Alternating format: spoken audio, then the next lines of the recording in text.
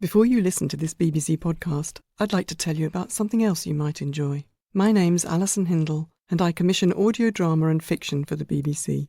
It's a great privilege, because I get to unearth stories people love. You should see the books and scripts covering my floor, from new talent and established writers as well as classics. The BBC has such a rich history of making great audio drama. We're still the largest producer in the world, and the popularity of podcasts means we can share what we do with even more people.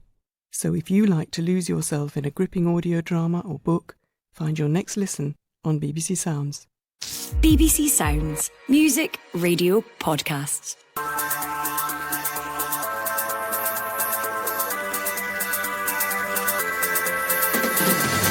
Hello and welcome to a special edition of the Scottish Football Podcast. As we ramp up the return of League football this coming weekend, we're focusing on the top flight and this indispensable Premiership Preview.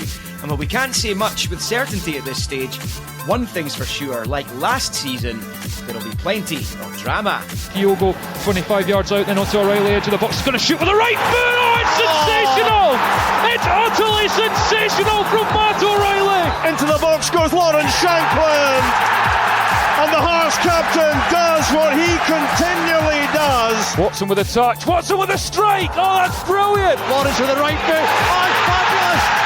Fabulous finish from Tom Lawrence. Sidibe's there.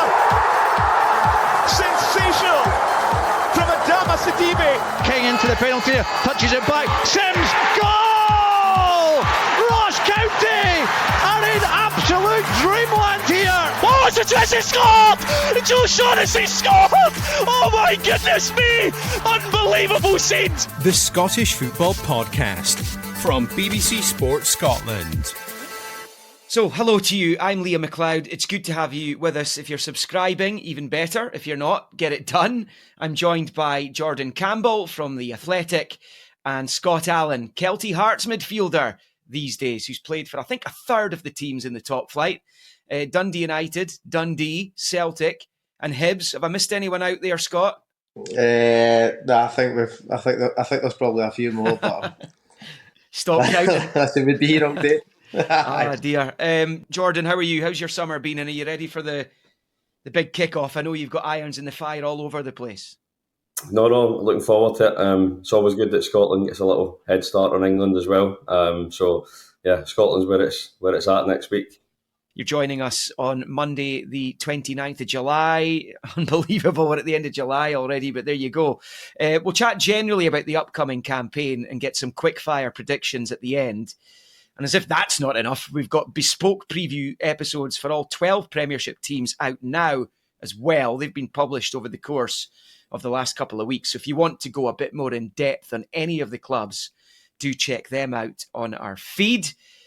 But firstly, Jordan, how excited are you for this league campaign in the Premiership that will be getting underway on Saturday at Tynecastle with the small matter of Hearts against Rangers? Yeah, a nice little easy fixture to ease your way into the campaign. But no, I think after the disappointment of the Euros, to get back to club football is great for everyone. The League Cup's a nice little bridge into it for the non-European teams. But yeah, I think that first game is a real cracker to get kicking off, because I think there's a lot of uncertainty with Rangers at the moment, and it'll be interesting to see how they get on at Tynecastle. But yeah, I think there's a lot of, as always, the Scottish football teams can change. Almost half the teams can change over the summer, but over the last couple of years, I think teams have started to smarten up and get their best assets under contract. So that's been good to see. Not too many teams getting stripped of their best players for free, and actually trying to build something. So there's a few teams there that I think there's a bit of optimism around them. They've been building something. So really looking forward to it.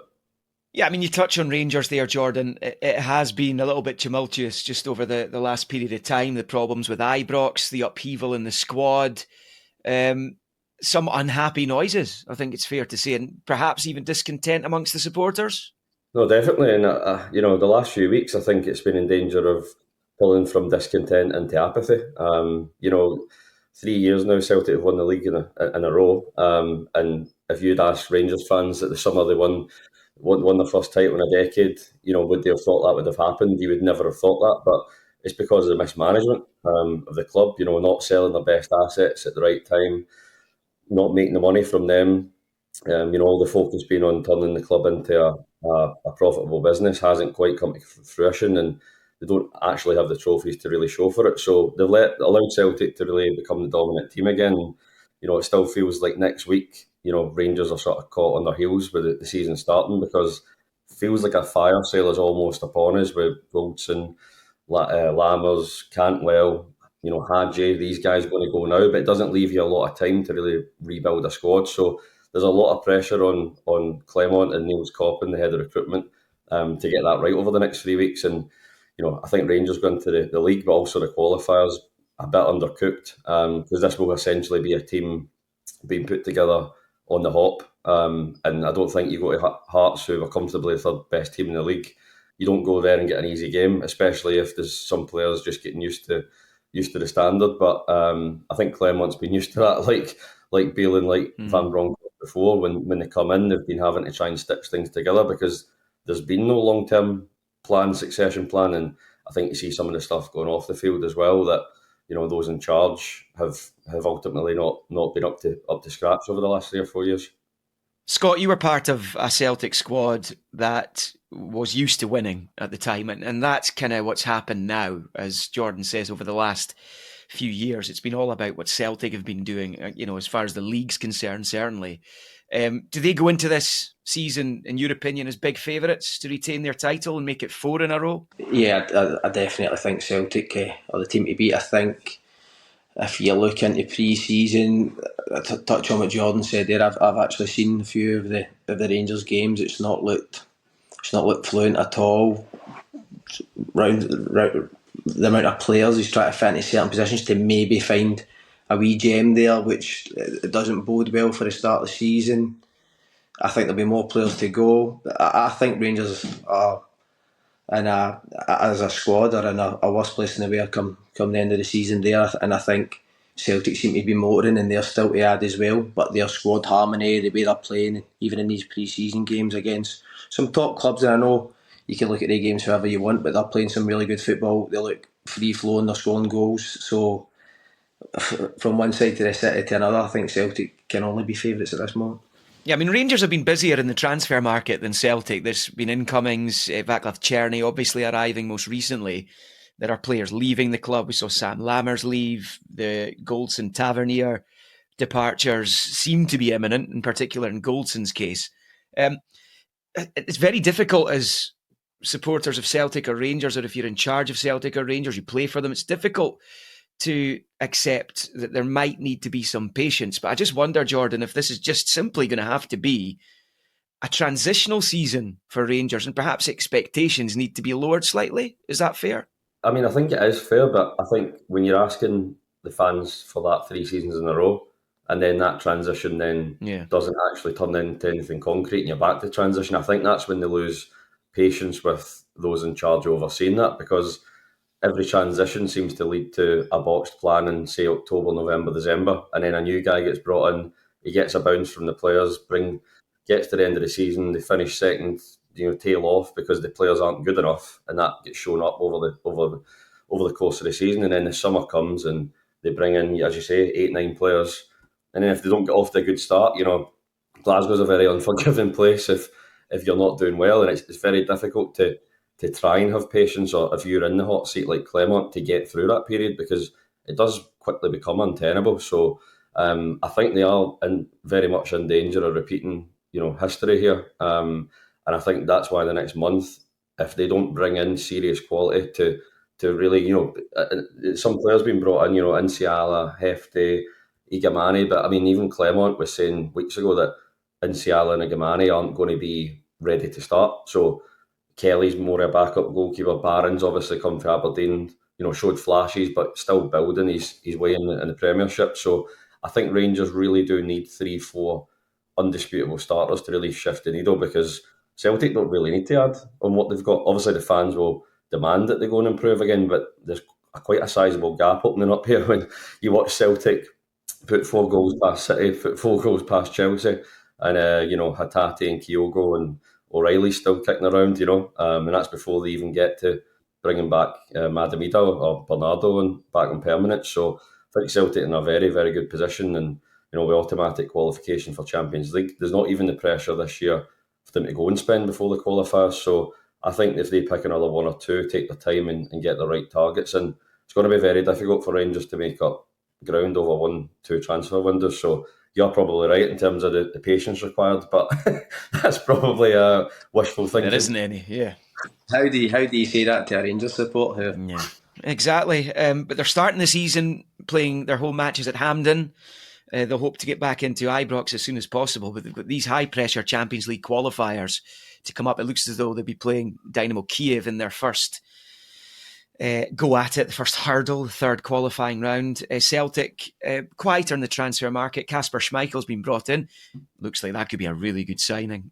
He's made some good saves in pre-season by all accounts in the matches that Jordan's talking about there against Manchester City and Chelsea. So that's what we would imagine will be the top two fighting for the title again.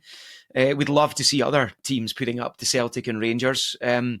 Hearts perhaps best placed to do so, comfortably third, as the guys were saying last season. That was the case 2 seasons ago, and of course they surrendered it the following campaign. But they've got their business done early, bringing in the likes of Blair Spittle and Jan Danda and James Penrice. There are others, of course, who have come from further afield. There will be more.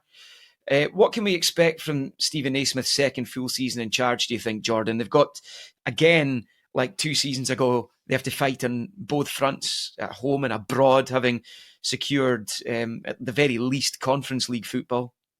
Yeah, no, I mean, for Hearts, again, we talk about the fans, they want to, they'll look at Rangers maybe being a bit vulnerable and think if they can get a really good start, especially next weekend, might be a chance of breaking up the top two.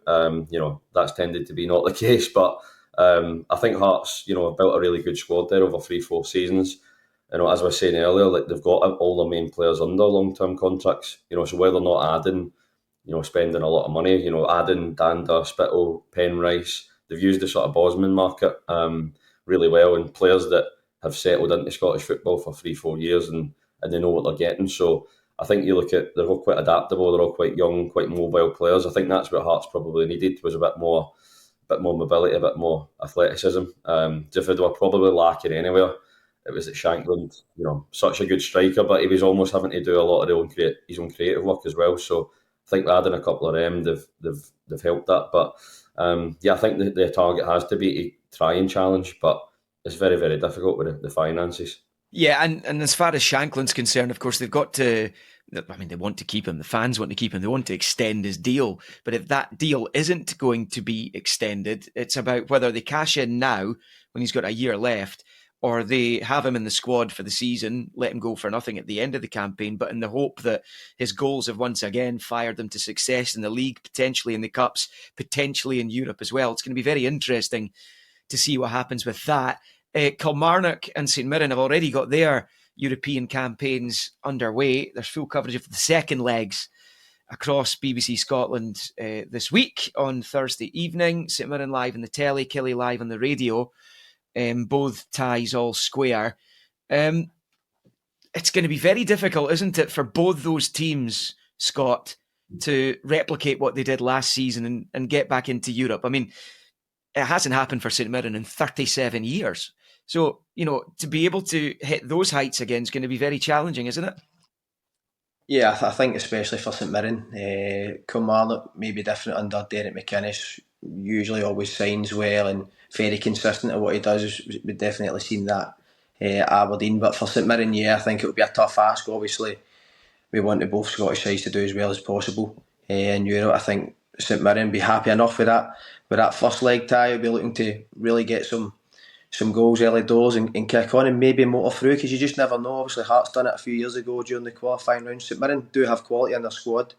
Kilmarnock, I think, in terms of how the league's sitting, I think they would be best placed, I think, to finish more consistent than St Mirren, just because playing under the stewardship of Derek McInnes, and we know he's capable of doing that, and the squad he's put together is a squad of players who have a lot of experience in the league.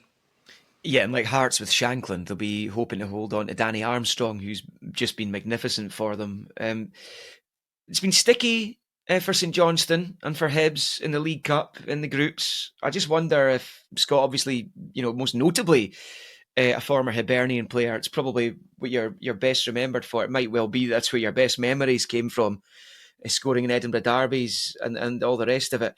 I just wonder if there's a bit of pressure already on David Gray and on Craig Levein off the back of, albeit they've come through, but, difficult at times, League Cup group campaigns. And better than anyone, having been in the Kelty Hearts team that beat them. Yeah, listen, I've done the fixtures a number of seasons where you go and teams make it tough for you. Nobody wants to give you the win as easy as that. And teams in the lower leagues are organised now. It's a lot. The last 3 seasons of the Premier Sports Cup have been very, very competitive, and SPL, SPFL teams have had these slip-ups along the way. But Dave Gray, they've managed to get through the group. They'll be looking at the league now. I felt when we played them, although we got the win, I could definitely see the brand that David was trying to bring to the team. They had a better setup behind the ball. I know they're wanting to add in forward areas, and he's made no mistake about telling the press that he's looking to add to the areas. But it's been a difficult few seasons for the Hibs fans. Let's be honest, we're turning over managers every season. They're enough so since Jack Ross had kind of implemented and put that consistent kind of team together, but we haven't had that in a good few years. So I think David Gray will probably touch on the experience he had learning through David Gray, and then obviously the mistakes that guys that he's been working alongside for the last year have done. So listen, they're through the group, and I think the fans, listen, he's served David Gray to the fans through there, yeah. But he will need to get results on the pitch, but I think he'll be given the time. I think out of anyone at Hibernian Football Club, David Gray is the man with the most credit in the bank. I don't think there's any doubt about that. Yeah. Listen, as we record this is going out Monday morning. We're publishing it Monday morning. We're recording on Sunday evening. The game at Fir Park's not long finished. League Cup game, Partick Thistle have got a draw. It's not enough for Thistle to go through. They also won the penalty shootout to get a bonus point. Again, not enough for Thistle. Motherwell go through as group winners. But Jordan, from what I understand, they've been booed off at full time there, despite their progress in the tournament. Stuart Kettlewell's by and large had a very good record as Motherwell manager, but you don't want to hear dissent from the stands as early as this, do you? No, you don't. And I think what Scott said, there's nothing really to be gained for the Premiership teams when they go into these cups, because you're going to be tested at 100 miles an hour. The gap sometimes probably isn't that big in terms of the individual quality, so they're always banana skins. And I think if you're going into the season and you're already under pressure, it's very, very difficult. And Kettlewell last year started great, and then Motherwell went through that horrendous run where they just couldn't seem to buy a win for 2-3 months. So it does look like maybe momentum's slightly slipping away from him. But yeah, you feel for him because obviously he's had those experiences elsewhere, and then he's gone out on his own again. And he came in and made a real impact. But you look at them losing Theo Bair. Obviously they've got that money in that should be reinvested into the squad. But again, you lose him, you lose Spittle, you're losing 2 big players for yourself. So yeah, I do fear for Motherwell because you look at where the goal's coming from, and they've not got really a proven striker or proven finisher there to really take up the slack. So yeah, it's looking quite on shaky ground for Kettlewell at the moment. Spittle and Bair, their best players last season. Zach Robinson's come in, and he was obviously at Dundee.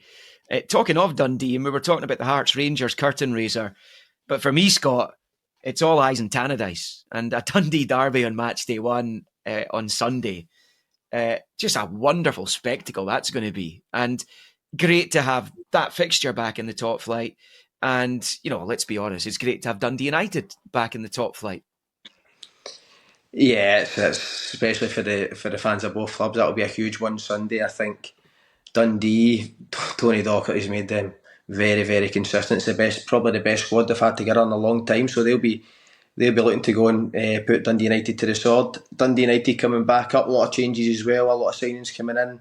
It's going to be a big test for Jim Goodwin's side. Really looking forward to that game. Just up the road from the city of Discovery, Aberdeen, 100% record in their League Cup group, 6-0 win over Dumbarton. All the goals coming in the the second half. New manager there, Jimmy Telleen, Jordan. It's going to be, again, really intriguing to see how he gets on, because in 2 of the last 3 seasons, and for some of the season before last, and Barry Robson came in and guided the team to third somehow. I still don't know how he managed to do that, but given where they were. But in 2 of the last 3 seasons, it's been abysmal as far as the league's concerned for them. It's going to be really intriguing, as I say, to see where they land this campaign. No, isn't it? I find, Jimmy Telling a really quite exciting appointment.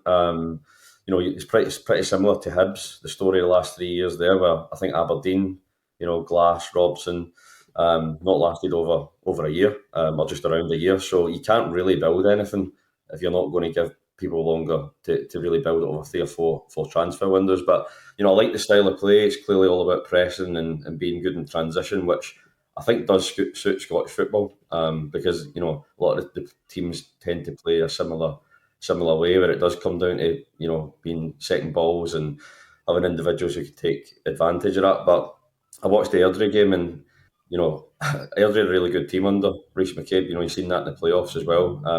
The way he's got them playing possession, but you could see that I don't think in some areas he's got the players to really do what he wants to do. So I think there will have to be a bit of patience and understanding that, Graham Shinney's been a great player, but can he still be the motor of a team that is trying to press for 90 minutes? That'll be seen over time. But him and Nilsson, obviously a bit older as well, coming from Norway, I don't know if that ties up with his style of play, but there'll be question marks over Miovski as well, about how they reinvest that money if he does indeed go. But I think with Aberdeen, they've got like a development coach there who seen Jack McKenzie the other night with some of his assists down the left wing. You could see that he clearly can coach players and improve them. So I think if he can do that and get some fans on side early on, if they can buy into something a bit different than what Glass or Goodwin or Robson were trying, then I think he will get a bit of time, because I don't think there's any other option for Aberdeen now. They've got to stick with something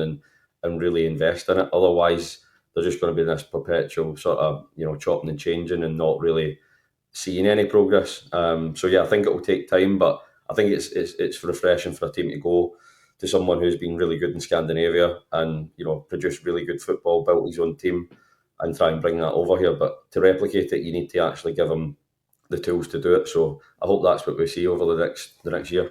The Hearts fans would love to keep Shankland. The Aberdeen fans would love to keep Miovski. I'm sure, Scott, the Ross County fans would have loved to have kept Simon Murray. He's gone back to his favourite club, Dundee. It's the club closest to his heart. And he's already been banging them in the League Cup groups. Obviously a huge loss for County, but that could be one of the potentially signings of the season, and Simon Murray for Dundee, couldn't it? Yeah, I've actually played against Simon quite a few times in the last couple of seasons. He's one of he was a late developer. I hadn't really heard much of him in the early part of his career, and I think it was at Arbroath he started banging the goals in, and then I seen him at Queen's Park. He was massive for that squad in the season. They ran close to coming up. So Ross County bangs in goals. He runs off the shoulder. He's a creative midfielder's dream, because he's always a pest. He looks to spin in behind and gives you that opportunity to get in behind opposition defences. So it's a great signing for Dundee. I think, like I said, I think Tony Dock's done a great job in there. And for me, I think they'll be huge favourites going into Sunday. And County will be desperate to avoid the playoff this time, so long as they're 10th and above. I think with Ross County, do you know what though? I seen a few. I know I was over in Northern Ireland last year. I seen them play against Rangers, and I know Jan Danda's now moved on to Hearts. He was the one I thought he was a standout for me. So to lose both of them is a huge loss. They've signed a boy from the league I was playing at, Ronan Hale, who, by the way, I think he's scored 2 already, and he's 2 in 2 games. He was one for Cliftonville last year. Yeah, Ben Wilson's come in, of course, and is scoring goals all the time for Airdrie as well. So maybe they should be looking to plunder the Northern Irish Premier Division more often. Yeah, I don't know why my phone wasn't ringing. Exactly. Well, Michael Tidser phoned you, so that's all that matters. Yeah, he's my pal. So Ronan Hale, good signing. He's got that bit about him where he can score a goal out of nothing, and seems to have settled in really well. So he'll be looking to lead the line for County this year. Just before I let you go, I'm going to make this sound like a live radio programme now, but everyone will know the draw for the last 16 of the League Cup by the time they listen to this podcast. But as I said, we are recording this on Sunday evening. So what we've got in the draw is Celtic against Hibs. So Hibs left to lament the fact they couldn't get a seeded position in the draw for the second round. Celtic Hibs, it's a Scott Allan derby, that one. Dundee United St Mirren, Aberdeen Queen's Park, Falkirk Hearts, Dundee Airdrieonians, Motherwell Kilmarnock, Rangers St Johnstone, and Spartans' reward for winning their section and being seeded is a home game at Ainsley against Ross County. So that's the draw for the last 16 of the League Cup. Any immediate reaction to that, Jordan? Yeah, I quite like the look at, is it Falkirk Hearts, did you say? That one seems like a good draw. But yeah, I don't. Spartans, I mean, they'll probably fancy their chances, their home draw. So yeah, no, a couple that jump out, but yeah. That's a lesson for Hibs to make sure that you don't let Scott Allan and co interrupt your group section. Exactly. Scott's cost his old club a seed, and they're having to go to Celtic Park for one of his other old clubs. Listen, that'll be obviously Celtic will be the favourites getting into that, especially with the home tie. But listen, it's cup football; anything can happen in a day. We've seen it many a time, and I obviously took part in one a couple of weeks back. So you never know what can happen. Right, before we go, we're going to have some quick fire predictions from you both. So you're going to have to be quick because we are running out of time. I'll start with you, Jordan. Who's going to win the title? I mean, Celtic. I don't think there's much question at this moment in time who's the favourite. So, okay, yeah, I think Scott's already said Celtic, so we'll go to the next one. Scott, who's going to be the surprise package? Aberdeen, based on last season, I'm going to say. Jordan? I'm going to go Dundee United because I think we get so used to them being a sort of yo-yo club, but a couple of the Macedonian boys they've signed look really quite exciting, so there's a bit of freshness about them. This is really harsh. By the way, this wasn't my idea. It's a great idea. It wasn't my idea, but I think it's really harsh to try and predict this. So, Scott, player of the season, who's it going to be in the Premiership? I think it'll be someone who hasn't arrived yet. There you go. I think there'll be a couple of big signings to come and somebody will steal it. Jordan? Oh, can I go with that one as well? I'll go Hatate. I think if he can stay fit for the whole season, I think he's probably the best player up there with O'Reilly. More to come. Top goal scorer, Scott? I'm going to go Kyogo. Yeah. Jordan? I'll go Shankland again. Who for? Yeah. That's a great point. I can hear the Hearts fans, and we're not even doing this live. Manager of the season, Scott? It would have to be whoever wins the league. Obviously, we're going with Celtics, so I'll go with Brendan Rodgers. I think he might, if they're successful in the league and they manage to do something in Europe this year, I think Brendan Rodgers will get it. Okay, Jordan? Yeah, I reckon Rodgers is most likely, but to be different, I'll go with McInnes. If he can get maybe Kilmarnock over the line in a cup and manage to pip Hearts to third, I think that'd be enough for him to do it again.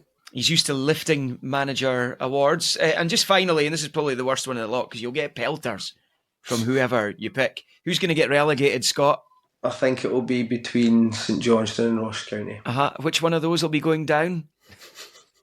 How do you predict that at this time of the season? You know what I mean? Come on, answer it. Craig Levein has a lot of experience in the game and he can't get the results out of nothing, so I'll go with County. Right, okay. Jordan? I was going to go St Johnstone just because, but yeah, he's got the Levein and Nick Piezu combos back, so I feel for Motherwell. Listen, guys, thank you very much. My thanks to Jordan Campbell and Scott Allan, and thank you for listening as well. Remember, we've got preview episodes for each Premiership team on the feed just now, so check them out if you get the chance. And to keep up to speed with everything you need to know about the national game and to be alerted when new episodes are out, subscribe to the Scottish Football Podcast on BBC Sounds and have push notifications turned on in your phone settings. Bye for now. For everything you need to know about your team this season, download the BBC Sport app. All the latest news, goal updates, stats and scores, and insight and analysis. Just select your club to get the biggest stories and best content at your fingertips. What a result. Download the BBC Sport app for everything you need to know about your team this season.